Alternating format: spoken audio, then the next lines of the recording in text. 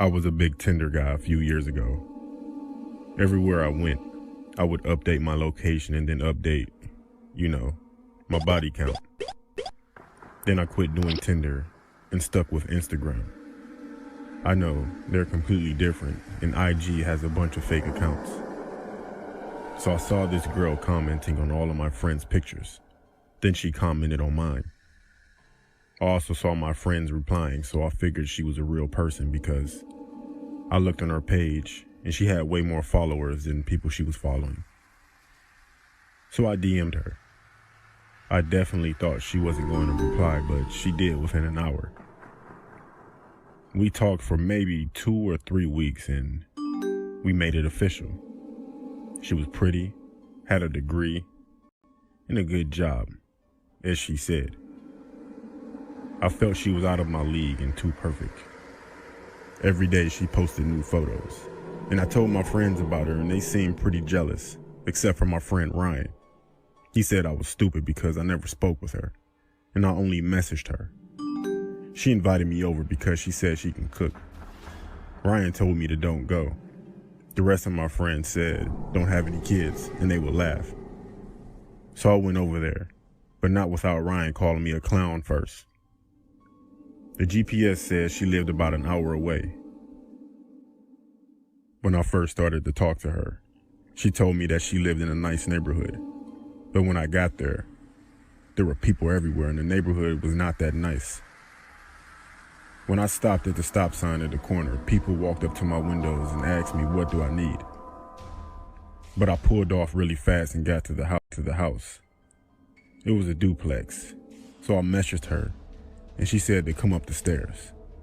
It was about 9 at night and people were everywhere just standing around.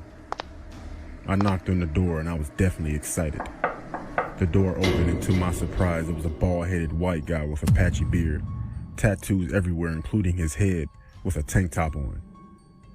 I asked was Lisa home and he said, yeah, come in. When I walked in, I was immediately hit with a musty smell mixed with cheese. He told me to sit down, and he sat down across from me on the couch.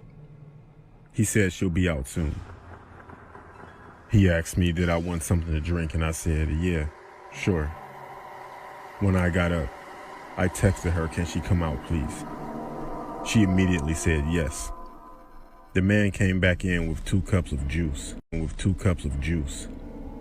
for him and one for myself. Then I noticed that he put a phone down on the table next to him. So I acted like I sneezed and got some on my arm.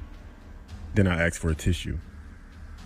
He went to get some tissue and he left his phone like I thought he would. I texted her back, and to my horror, the phone rang. I looked on the caller ID and it was my name.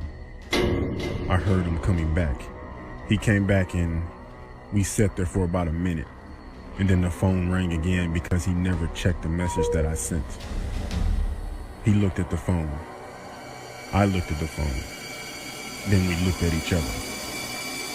I postured up, and he calmly said, I guess you caught me. Then out of nowhere, he lunged toward me, attempting to grab me. I punched him, and he fell on his face. I ran out of there so fast, and I never looked back. Yeah, I called the cops. And when they got there, the man was still knocked out. After that, I never went on dates with people that I met online again.